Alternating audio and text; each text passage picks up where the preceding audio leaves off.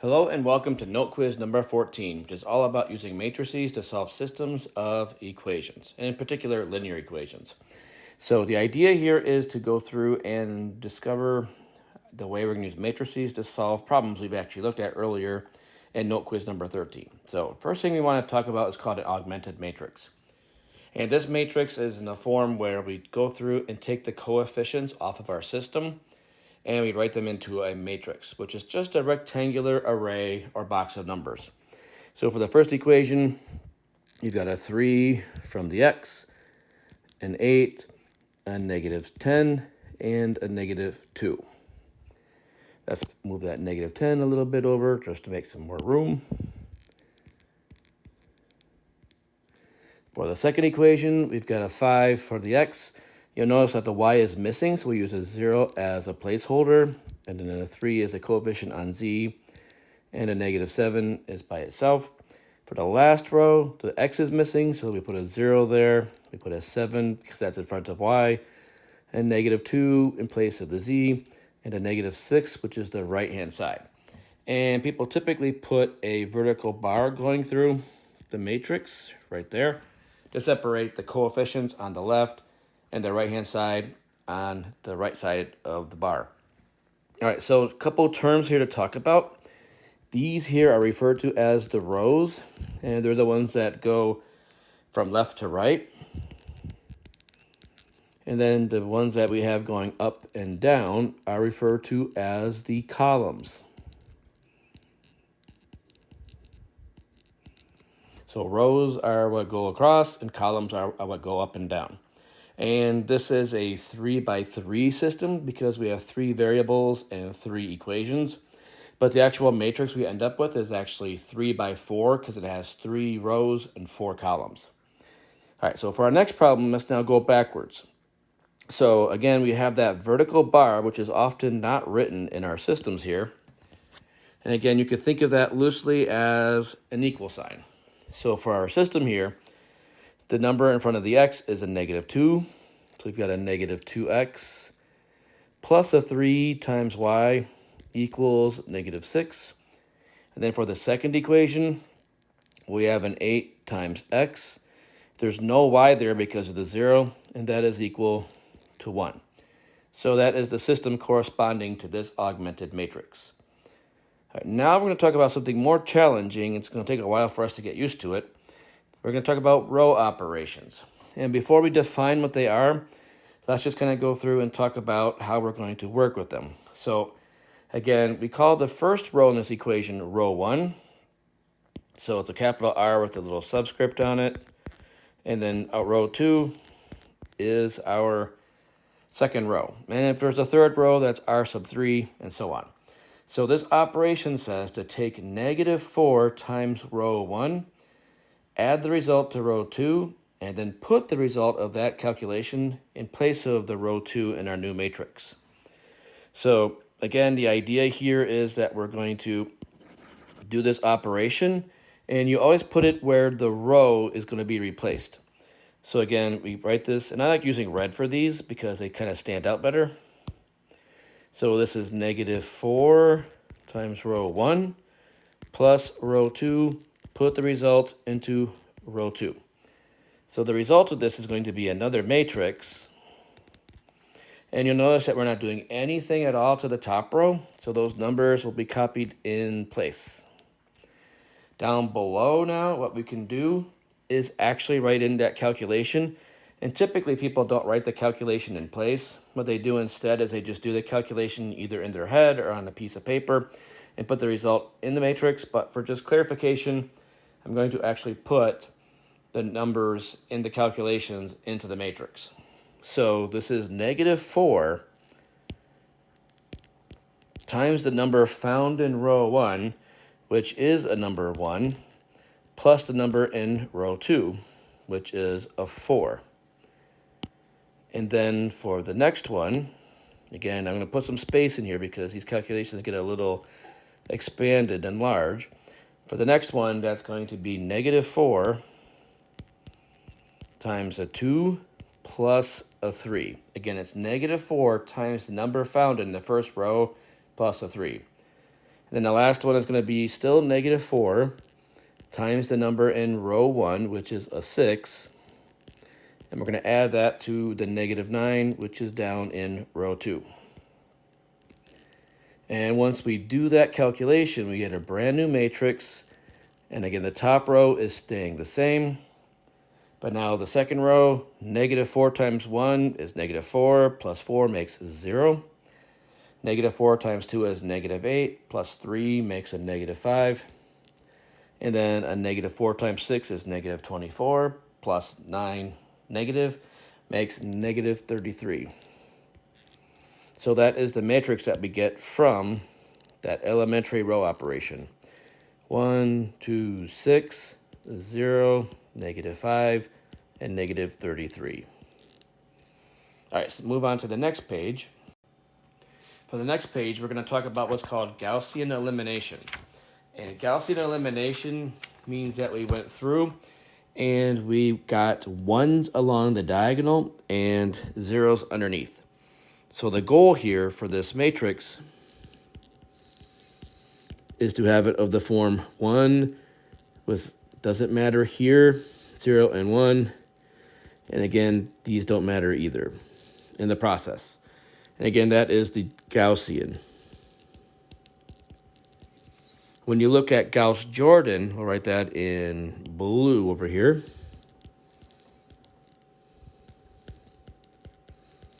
It's going to take what we already have for the Gaussian elimination, but instead of having a number up in that first asterisk up there, we're going to zero that out. And then over here will be the solutions for our system. The benefit of Gaussian elimination is that we end up with a value we can get for the y variable or sometimes the z variable. Then we can back substitute to get the other variables. When it's Gauss-Jordan, it does require more work, but what's nice is you can immediately read off your solutions. So now let's talk about what are called the elementary row operations. So again, elementary row operations. The first one is that we can swap any two rows. And that makes sense if you think about it, because that's just us writing the equations in a different order in our system, which is not going to change the outcome or the solutions of the system. The next is that we can multiply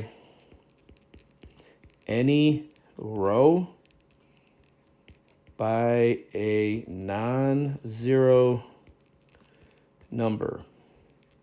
So we can go through and multiply an entire row by 2. We can multiply an entire row by negative 1/3, and so on. The last one is a little wordy to express, but the idea is that we can add any multiple of one row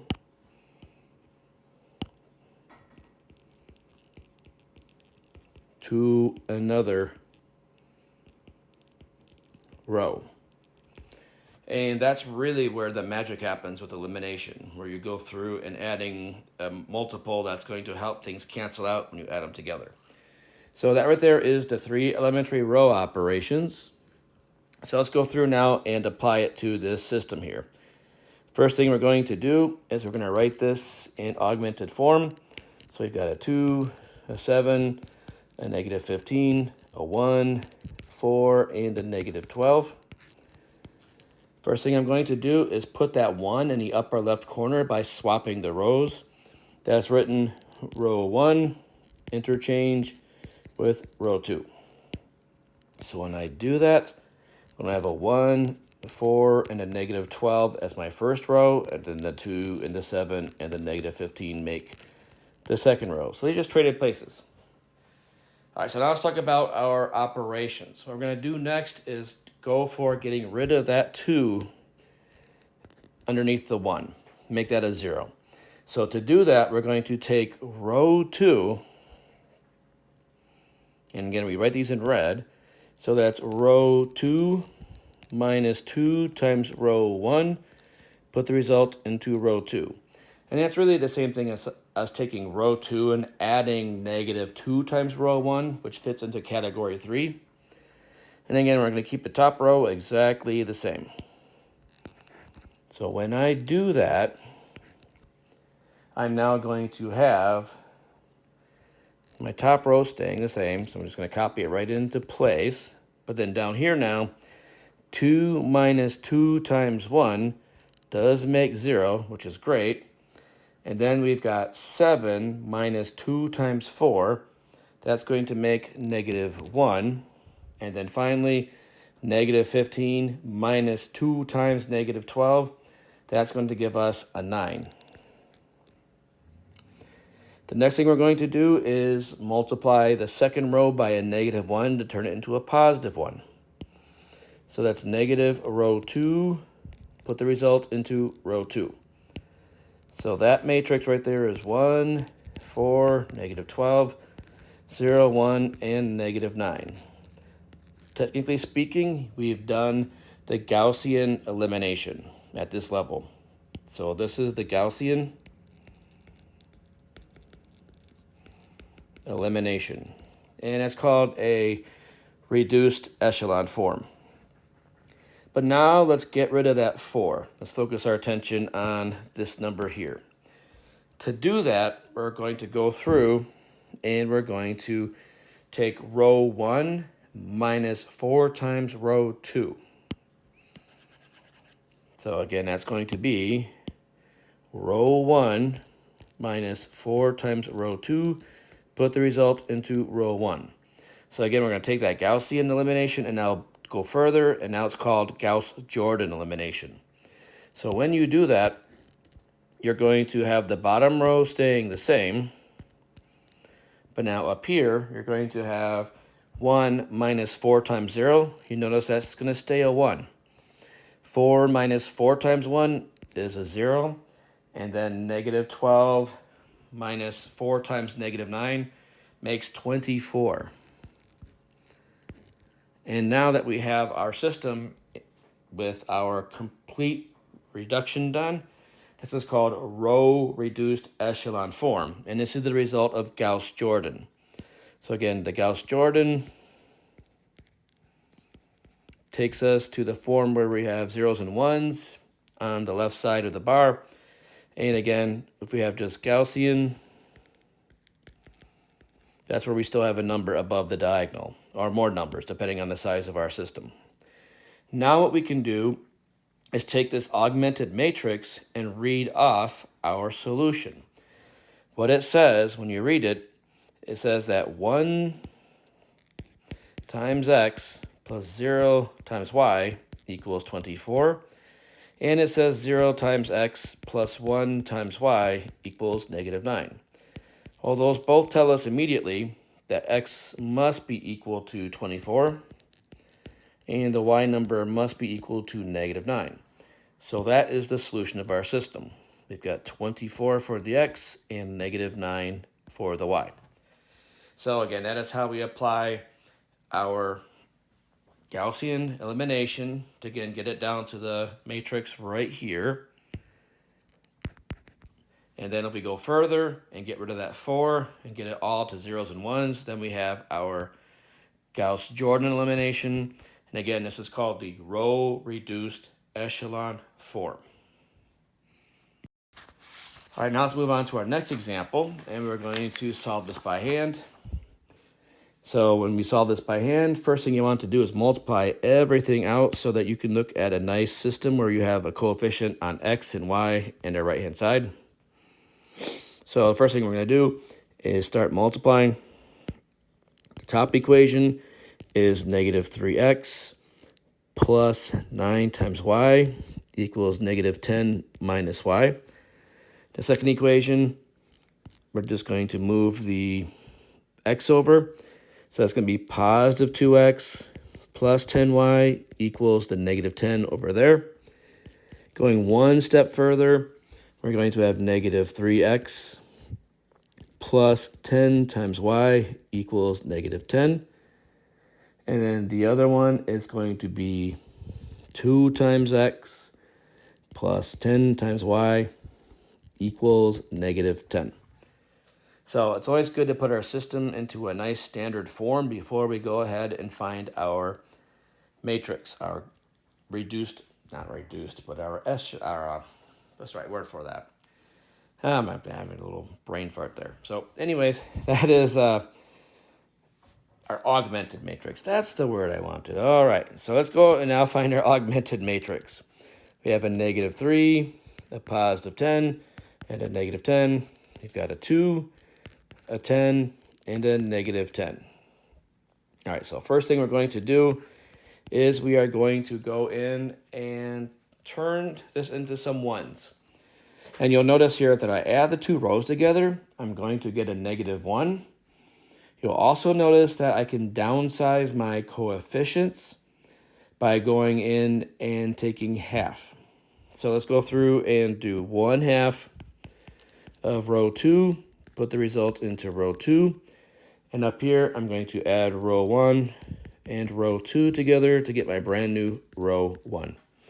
So when I do that, adding them together is going to make a negative 1 there in that spot. And then adding the 10s gives me a 20. Adding the negative 10s gives me a negative 20. And then in the second row, cutting all those coefficients in half gives me a 1, a 5, and a negative 5. I can now add those two rows together to get the brand new second row. And that's going to put a 0 into the spot under the negative 1. I'm also going to multiply that first row by a negative 1 so that becomes a positive 1 in that first spot. So when I do that, I'm going to have a positive 1, a negative 20, and a positive 20. And then down when I add them, adding the two numbers in the row, gives me a 0 here, a 25 here, and a negative 25 there. I can then go ahead and take my second row and downsize those numbers by dividing by 25. Remember, in matrix land, you really don't divide, but instead you multiply by numbers. So that is a 1 over 25 row 2, put the result into row 2. So when we do that, we're going to have a 1, a negative 20, and a 20, a 0, a 1, and a negative 1. All right, and then the next thing we can do here is eliminate that negative 20 in that spot by taking row 1 plus 20 times row 2 and put the result into row 1. So that's going to take us to 1 plus 20 times 0 is 1. Negative 20 plus 20 times 1 is 0. 20 plus 20 times negative 1 is also a 0. And then again, the second row, that's staying the same. So we have our row reduced echelon form. And again, when it's written this way, it tells us that the x number must be equal to 0 and the y number must be equal to negative 1. So our solution for our system is the ordered pair 0, negative 1. So again, it's always important to make sure your system is in a nice standard form before you write that augmented matrix. All right, for our next problem, we're now going to go in and do Gaussian elimination for a 3x3 system. So for this 3x3 system, our first step is going to be to write our augmented matrix. And again, that's us dropping the coefficients and looking at just the numbers that we get. Actually, we're not dropping coefficients. We're picking up coefficients and dropping variables, if I want to be correct. So you have a negative 3, a 10, an 8, and a 2. You've got a 1, a negative 3, a 4, and a 19. You've got a negative 4, a 3, a negative 2, and a negative 25. And it is really important when you're doing problems of this nature to make sure you copy down the problem correctly and make sure that you wrote your augmented matrix correctly. If you make a mistake writing down the matrix, you're going to end up having an error that you'll never be able to fix, and you'll waste a lot of time trying to solve a system that you miscopied. So again, just be very careful. Make sure that you always double check before you dive deeper into a problem so you're not wasting your precious time. All right, so first thing I'm going to do is get that 1 in the upper right corner, upper left corner, so that it is going to be in a nice spot for us later on. So I'm going to swap row 1 with row 2 as my first elementary row operation. When I do that, I'm going to have 1, -3, 4, and 19. Then I'm going to have -3, 10, 8, and 2. And then for my bottom row, I'm going to have -4 staying the same, 3, -2, and -25. So again, I want to have that 1 in that upper left corner. The next thing I'm going to do is now get rid of the numbers below the 1. I'm targeting that -3 and that -4. So I'm going to have row 2 plus 3 times row 1, put the result into row 2, and then I'm going to have a row 3 plus 4 times row 1, put the result into row 3. So when I do that, the top row is staying the same for now. And then I'm going to have -3 plus 3 times 1 makes 0. 10 plus 3 times -3 is going to be a 1. My 8 plus 3 times 4 is going to make a 20. My 2 plus 3 times 19 is going to make 59 for that second row. And then for the third row, that's -4 plus 4 times 1 is 0, which is great. And then I'm going to have 3 plus 4 times -3. That's going to make a -9. And then I'm going to have -2 plus 4 times 4. That's going to be 14. And then I'm going to have -25 plus 4 times 19 is going to make a 51.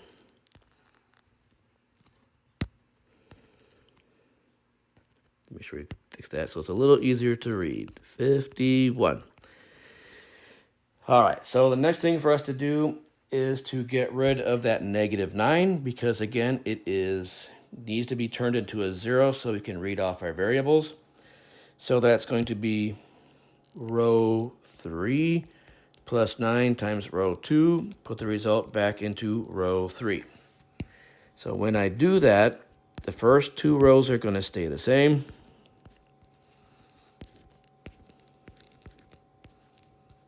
And then down here, 0 plus 9 times 0 remains 0.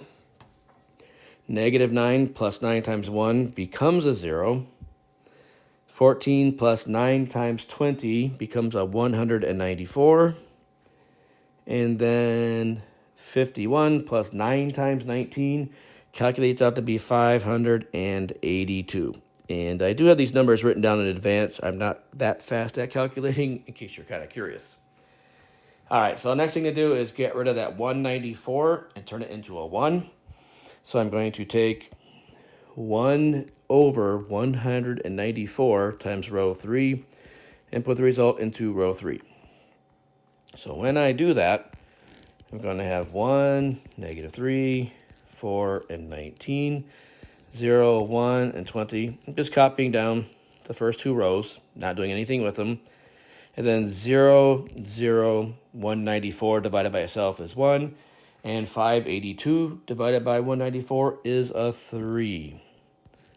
So I can now see that my z is equal to 3. But again, let's go further with our calculations. And this is, again, the Gaussian. Let's go for Gauss-Jordan. So I'm going to eliminate that -3, that 4, and that 20. So to do that, I want to be careful with how I use my rows. I'm going to take row 1 plus 3 times row 2 and put the result into row 1. And that will cancel out that -3. So let's do that next. Copying down my row, I'm going to have 1 plus 3 times 0 stays a 1. -3 plus 3 times 1 is now a 0.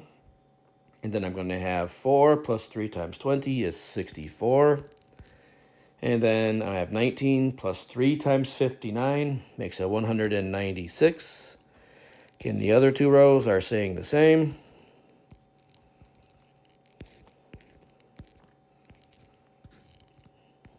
And then we'll do two more row operations.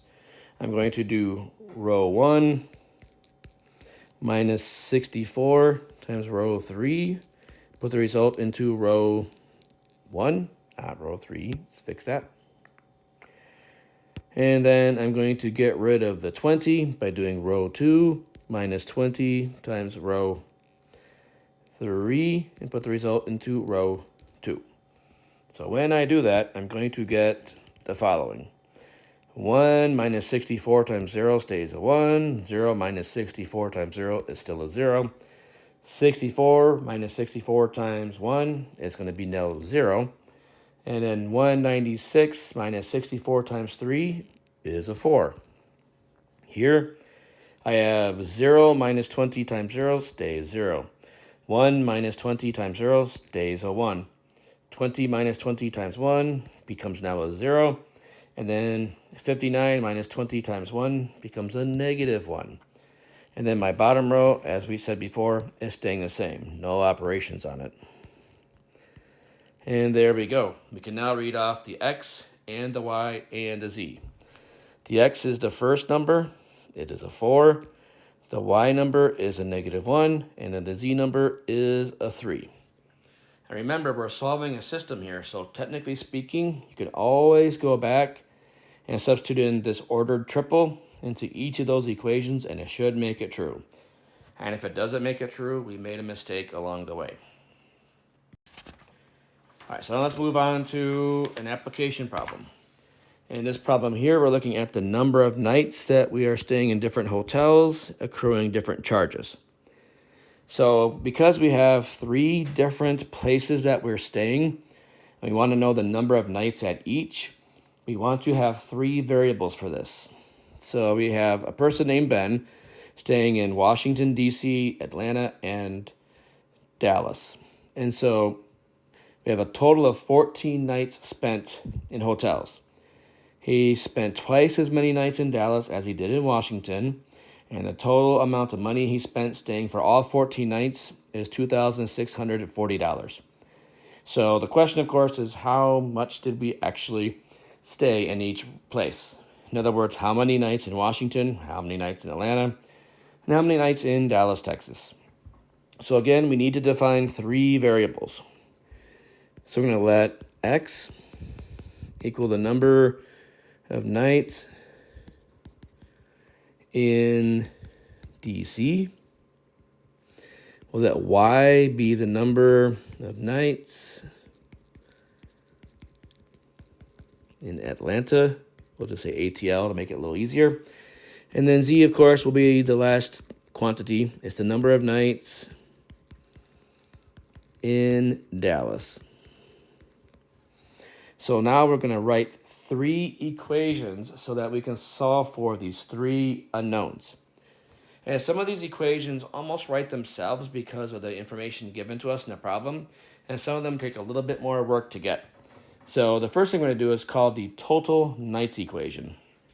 And it says if I take the number of nights in DC plus the number of nights in Atlanta plus the number of nights in Dallas, that must add up to the total number of nights spent. So this is the nights, if you will. So this is the total nights.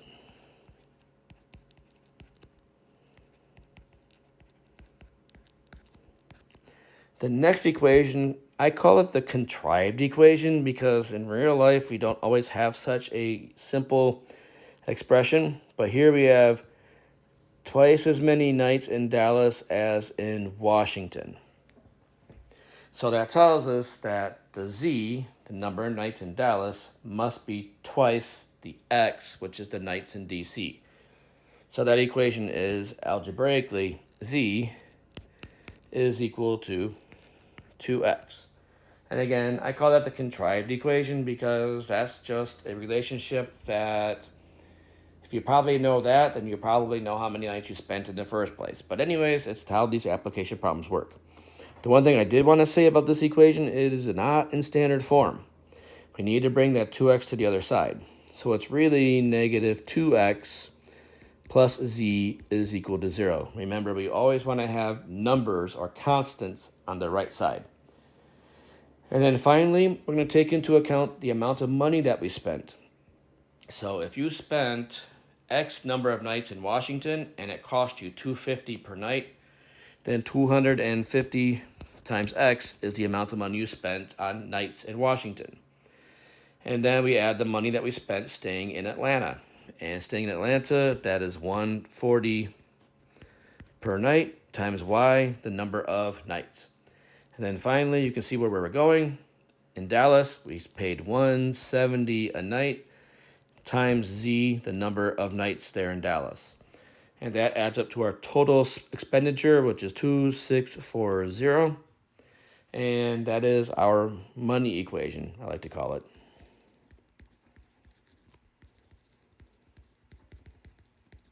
So we now have our 3 equations with our 3 variables.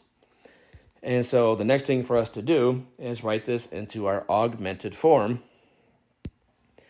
And again, that has us taking the coefficients. So for the first equation, that's 1, 1, 1, and 14. For the second equation, it's a negative 2 in front of the x, no y's at all. 1z equals 0. And then the last equation's got the big numbers, 250x, 140y, 170z is $2,640. So that is our augmented matrix. Now, when you solve this system, you could either go into a graphic calculator and solve it, or you could go into Desmos and solve it. But if you're to do it by hand, I would probably stay away from elimination, and I'd probably use substitution. And the reason for doing that is we already know that z is equal to 2x. So if z is equal to 2x, you can replace all of the z's with 2x's, and then you're just down to x's and y's to solve for, which is a 2x2 system. So this problem actually makes more sense to solve back in note quiz number 13 with just substitution. But again, if you're doing this with Gaussian elimination, you would just go through and take care of the negative 2, the 250, and the 140, and so on. In the interest of time, let's kind of go through and just assume that we did this. And we did the row reduced echelon form. And when you do that reduction, or those row operations, if you will, you're going to get 1, 0, 0, 4, 0, 1, 0, 2, 0, 0, 1, and 8. And a quick check will quickly convince you that these do add up to 14. So the first equation is true. The second equation, that we have the number of nights in Washington. Actually, yeah, we're comparing Washington and Dallas for the second equation. That is twice. 8 is 2 times 4, so that makes it true. And then if you were actually substituting these nights into the money equation, you would get a true statement as well. So just to summarize, for our solution here, we're going to have a total of 4 nights in Washington. That's a weird looking 4. So again, 4 nights in Washington. We've got 2 nights in Atlanta. And then we end up with a total of 8 nights in Dallas. All right, so again, nice little application problem. And it's always important to make sure at the end of these problems, your answers make sense. You're not going to have a fraction of a night or a negative number of nights, because that just doesn't make sense logically. All right, so let's move on to some more different possibilities when solving systems using matrices. So for our next one, we're going to go through and solve using our Gaussian elimination. Again, the first step in this is always going to be getting that augmented matrix. So for this particular problem, the augmented matrix is going to be grabbing those coefficients. So let's back up. So again, when we write the augmented matrix, we're going to be grabbing the coefficients and the numbers from the right-hand side. So we're going to have a 3, a 12, and a 19. a 1, a 4, and a 1. And again, first thing you're going to notice here when we start doing our elimination, we're going to swap the two rows. So we're going to do row 1 interchange with row 2.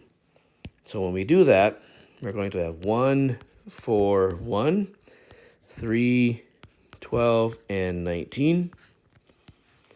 And now we're going to eliminate that 3. So that's going to be row 2 minus 3 times row 1, put the result back into row 2. So when we do that, we're going to have 3 take away 3 times 1 is 0. 12 minus 3 times 4 is also 0. And then 19 minus 3 times 1 is 16. And this is a good place for us to slam on the brakes. If you look at that bottom equation, or that bottom row of this matrix, it says, encoding it, 0 times x plus 0 times y is equal to 16, which simplifies down to 0 equals 16, which we know is not possible. So if you have zeros all on the left side in a row and a non-zero number on the right side, this is a no solution situation. We have no solution for this system. And remember, the term for this is called inconsistent. So this particular system, it's got no solution to it. So down here in our answer space, we'll just write down no solution. And again, that happens anytime you have an entire left-hand side full of zeros and a right that is not 0.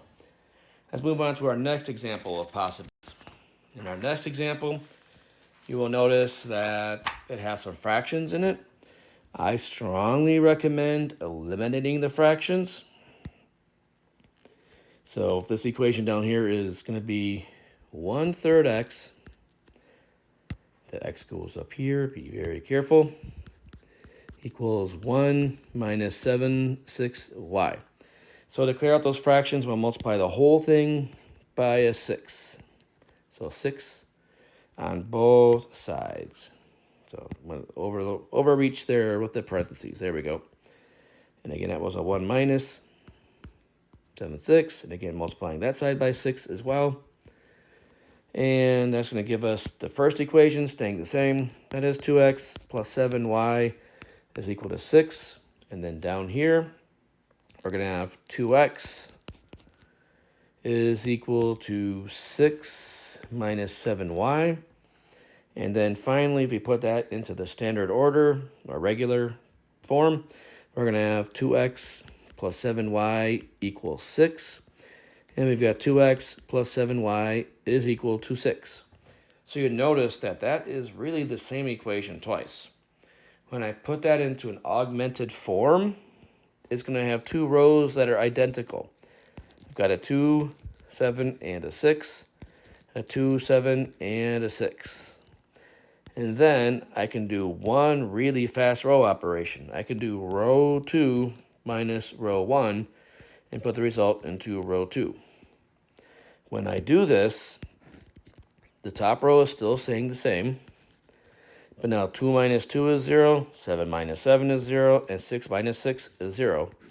And I get something very interesting in mathematics called the row of zeros. And rather than being a contradiction like the previous problem, this says that 0 times x plus 0 times y equals 0. And that is true for every single x and y that you ever substitute in there. So that equation basically tells you nothing. It just says that 0 equals 0, which we know is a true statement. So if you think about how this worked before, when we looked at elimination and substitution, this tells us that we have an infinite number of solutions, which means that the two lines are actually the same line when you graph them. So to describe them, we have to find a relationship between the x and y. And you can go back to any of the original equations to do this. Let's take the top equation and use that because it doesn't have fractions in it. So remember again that the top equation says 2x plus 7y is equal to 6. And it's completely up to us to figure out which variable we want to solve for. I am going to solve for the y. So 7y is equal to negative 2x plus 6. And then dividing by 7, I have y is equal to negative 2 sevenths x plus 6 sevenths. And then my solution, when I think about this, is going to be a set of ordered pairs. Instead of being just a unique ordered pair like the previous problems we saw, we're going to have the x being anything we choose, and then the y is always going to be negative 2 sevenths times that x number plus 6 over 7. And x is any real number. So in other words, we can pick x to be 0. Substituting it in, the y must be 6 sevenths to make that true. We can pick x equals 1, and that would give us x. The y value would be 4 sevenths. We could put x equals negative 1, and the y would be 8 sevenths, and so on. And we could be picking x's all day for the rest of all time and still generating brand new ordered pairs that solve our system. So if you think back to what we said earlier in note quiz number 13, we call this a dependent system.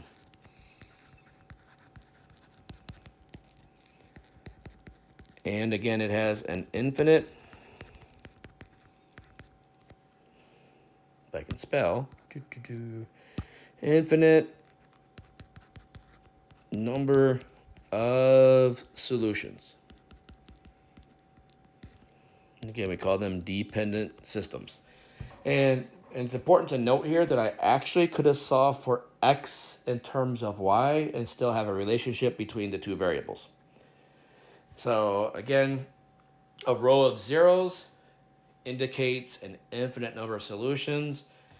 Zeros and numbers that are trying to be equal to each other that are not zero, that's going to give you no solution. And then when you have the nice diagonal full of ones, that always tells you have a unique solution. All right, so let's move on to some other ideas for matrices that are not related to solving systems.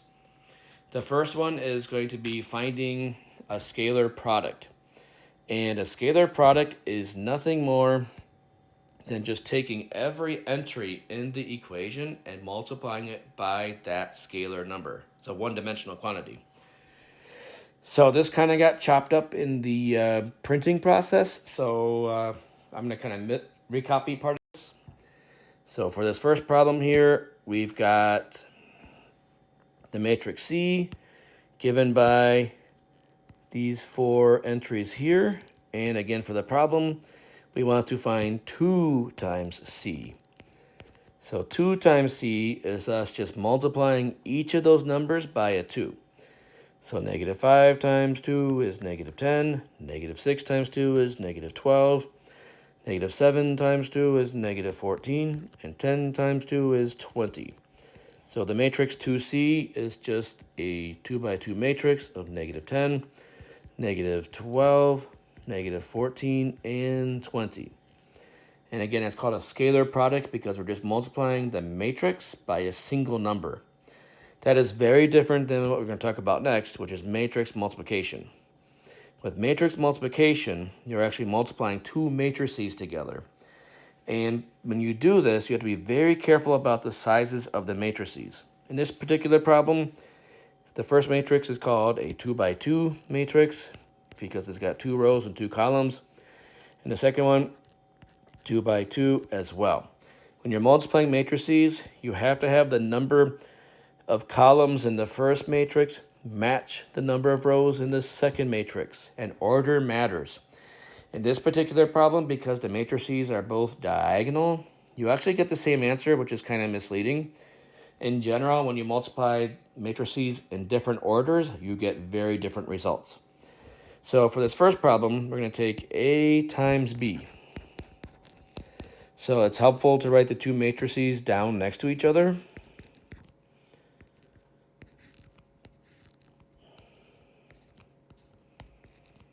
And then we're going to multiply them. And what you do is actually have each row for the first matrix hitting each column and the second one. So here, you're going to have 1 times 3 plus 0 times 0, making that first new entry. And by the way, the size of the resulting matrix is always the outer dimensions. The result's going to be a 2 by 2. Now that same row of 1, 0, it is now going to hit the second. Yeah, I just have to recopy that, don't I? Yep. All right, so recopying that, that is a 3 and 0. There we go. So now that's going to hit the second one. So I'm going to have 1 times 0 plus 0 times negative 2 to complete that number in the matrix. And then once that row is done, I now take the second row and do the same thing. It's going to hit this column followed by that column. So I'm going to have a result of 0 times 3 plus negative 4 times 0. And then for the other one, I'm going to have 0 times 0. And I'm going to add that to negative 4 times negative 2. So the result of A times B is going to be 3 in the first entry, a 0 back here, a 0 down there, and an 8 down there. When I multiply B times A, I'm just going to write the matrices in a reverse order. That's the 3, 0, 0, negative 2, times the matrix A, which was the 1, 0, 0, negative 4. When I multiply them, I'm going to have 3 times 1 plus 0 times 0. Then I'm going to have 3 times 0 plus 0 times 4 for the first row. And then I'm going to have 0. I'm going to have 0 times 1 plus negative 2 times 0. And then for the last entry, 0 times 0 plus negative 2 times negative 4. And when I simplify that down, I'm going to have a 3 in the first location, a 0 back there, a 0 down there, and an 8 again. And again, this is a pure coincidence due to the fact that these are diagonal matrices. In general, A times B and B times A are typically different. So the AB answer, 3, 0, 0, 8. And my BA answer, well, that's the same thing, coincidentally. And that's matrix multiplication. And again, it's a lot easier to do this kind of multiplication on a calculator or in Desmos, but we're going to try to keep things simple and have smaller matrices for our problems. All right, next up, we're going to talk about what are called inverse matrices. And inverse matrices are going to be matrices that perform special cancellations. So here's the idea. And we'll keep everything in terms of just 2 by 2 for now. So first of all, it is impossible for us to divide matrices. So if you're looking at a simple matrix problem and take it back to just regular algebra, suppose you have the equation 2 times x is equal to 6. Typically, a person would solve this by dividing both sides by 2. Well, if you're no longer allowed to divide, you can still solve this by multiplication. You can multiply both sides by a half. And I'm going to put the 1/2 on the same side of the numbers here so that you see what's happening. So multiply both sides by a half. When you multiply the 1/2 and the 2, you're going to get 2 over 2 times x is equal to 3. And 2 divided by 2, of course, is 1 times x. And 1 times x, of course, is x. So the technical term for this number 1/2 here is the multiplicative inverse. And it's a number that you multiply to simplify and get rid of a number. For example, you want to get rid of 5, take a fifth, and so on. So again, the number 1/2 is thought of as a multiplicative inverse. And I'll put that in quotes over here. So it's a multiplicative inverse. The number 1 is called an identity because multiplying 1 by something keeps it the same. So in scalar numbers or one-dimensional things, that's what we have.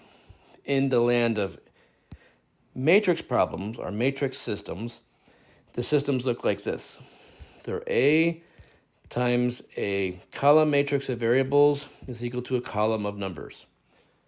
And so here we are not allowed to divide by capital A. Instead, we want to cancel it out. So we multiply by what's called the multiplicative inverse, which is A inverse times the A times the X, and we do it on the same side of the matrices. So we're going to have the A inverse times the B that was already over there. And now these two things here are going to multiply and they're going to cancel each other out. So A inverse times A gives you just the identity matrix. And we still have X, of course, is equal to A inverse times B. And of course, I times X is just X. And so we get A inverse times B. All right, so now what we're going to do is use this idea to solve systems in a few minutes. So right now we're going to focus our attention on finding the inverse matrices. So to do this, we're going to also take note that I, the identity matrix, is basically 1s along the main diagonal and 0s everywhere else. And again, if you multiply a matrix by this matrix, it stays the same. So to get this inverse, we're going to first write the matrix alongside the identity matrix. In other words, I'm going to have -5, 9, 3, and -6, and behind it, 1, 0, 0, 1. I'm now going to do row operations to turn the matrix on the left into the identity matrix, and the matrix on the right will be the inverse. So this is our A right now, and this is our I. So we're going to do first is row operations. And we're going to downsize and turn things into nicer, smaller numbers to do this. So I'm going to take -1/5, row 1, put the result into row 1, and 1/3, row 2, put the result into row 2.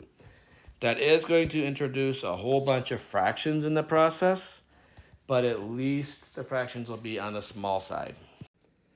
All right, so once we do those row operations, we're going to get a 1 in the first spot, a -9/5 in the second, a -1/5 here, a 0, and then a 1, a -2, a 0, and a 1/3.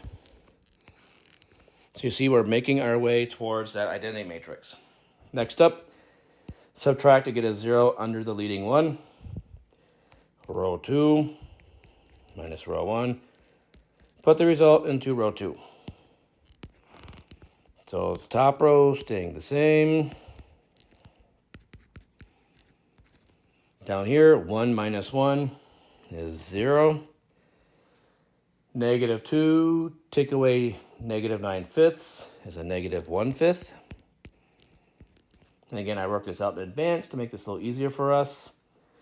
You take 0 minus a -1/5, makes a +1/5. And then a 1/3, take away 0, leaves you with a +1/3. All right, next up, we're going to multiply the bottom row by -5 to turn that into a 1. So -5, row 2, put the result into row 2. Again, top row staying the same for now.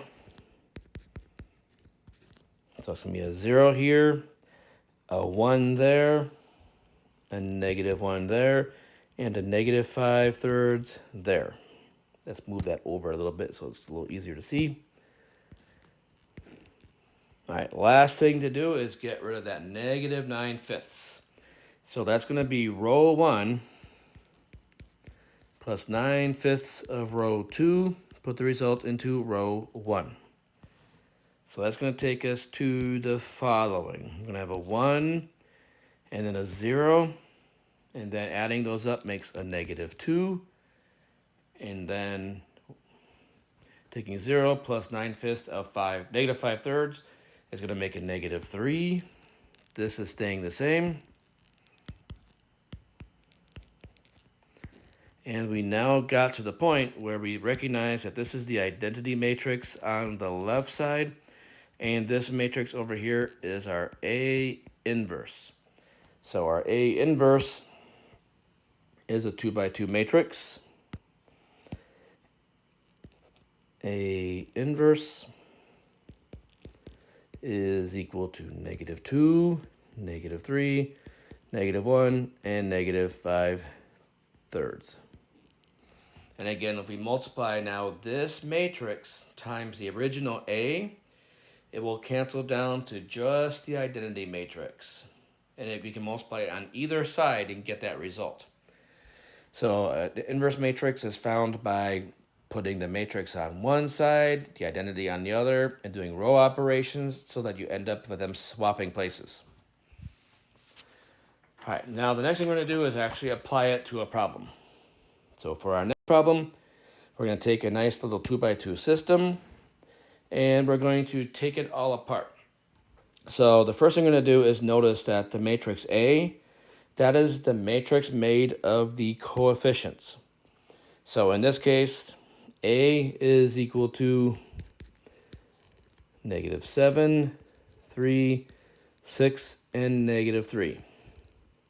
The matrix X is just the vector or 2 by 1 matrix that has the two variables in it. And then the right-hand side is called vector B, and that's just the numbers on the right-hand side. You can check if you do matrix multiplication that A times X does equal B. So now we know that the X is equal to A inverse times B. So we need to get the inverse.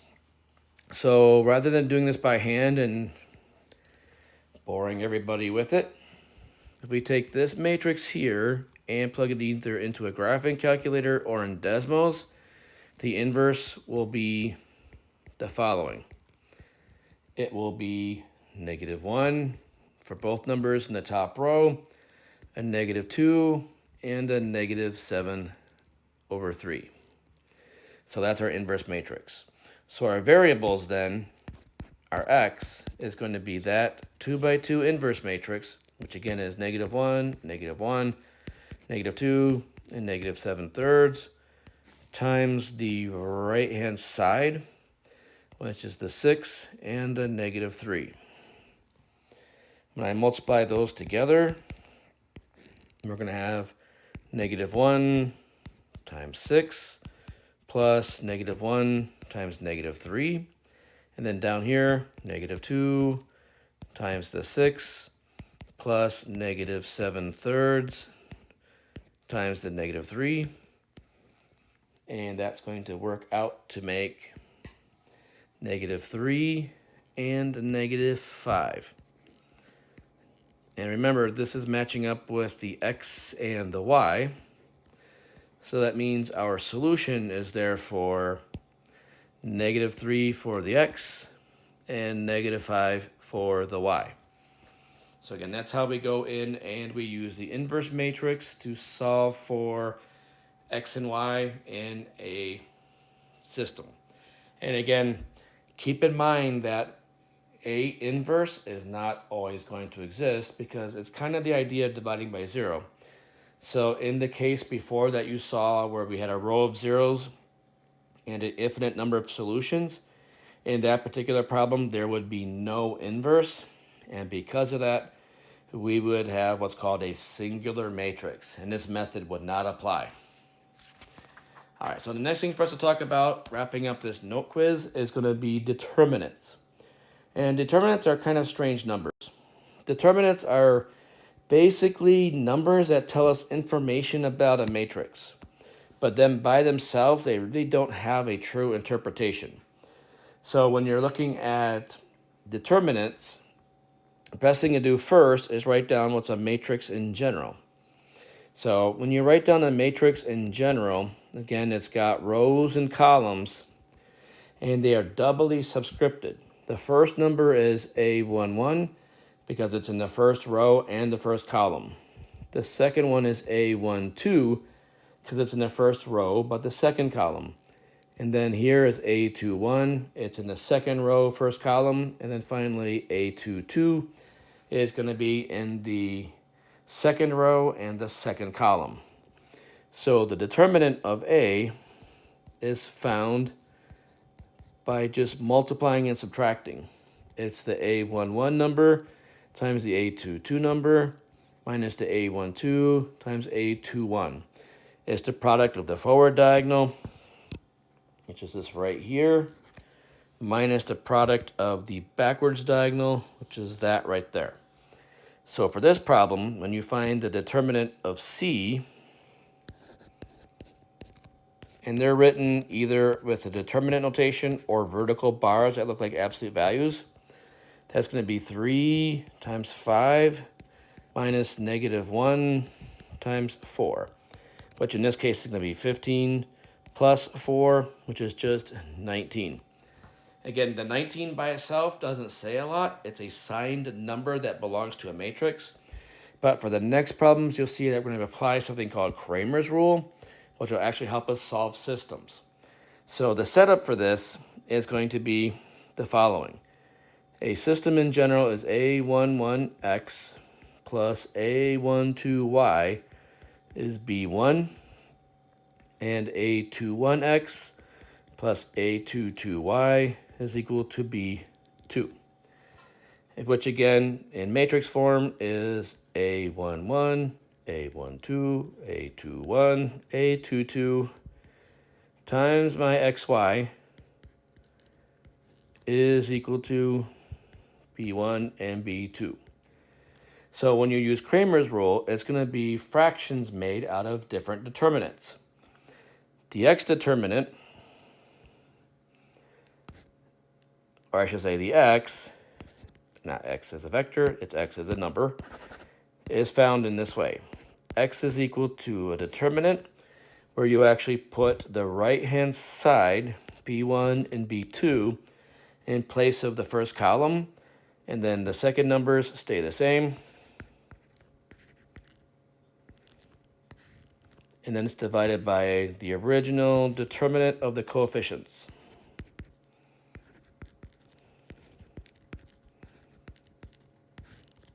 The y is found in a similar way. The y comes from a determinant where the first column stays the same, and then the y's are swapped out with the right-hand side, and your denominator is the determinant that is still from the coefficients.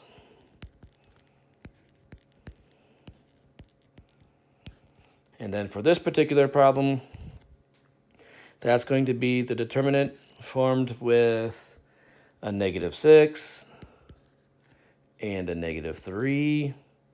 We're keeping the -6 and the -9 the same, divided by the determinant made from the coefficients, which is -4, -6, 3, and -9. When you calculate that out, you're going to end up with the following. You're going to have -6 times -9 minus -6 times -3 divided by -4 times -9 minus -6 times +3.